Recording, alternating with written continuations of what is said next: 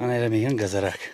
فیضعلی سفرов بلوگری فعال از سنگبر که در یوتیوب از طبیعت و زندگی مردم نوار نشر میکرد اعلام کرد فعالیتش را قطع میکند. او 5 سال پیش به کار آغاز کرده بود.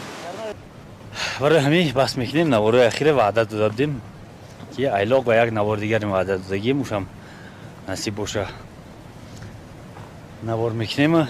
بعد میگیم پرشه یوتیوب سال گذشته 3-4 تا پرشه گرفته بودیم.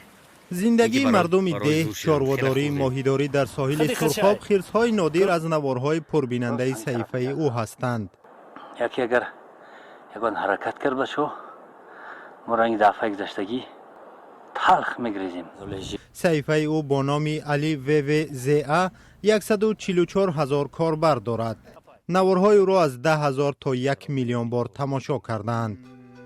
خودش سبب قطع کار را شرح نداد ولی یک ساکن سنگوار گفت او را مقامات فشار آوردند که یا نوارهای خواسته آنها را نشر کند و یا تماما کار نکند. مخلصانش از قطع کارش ناراحت شدند. یکی نوشته است نوارهای او بوی وطن میکنند و آنها را به یاد وطن می آورد.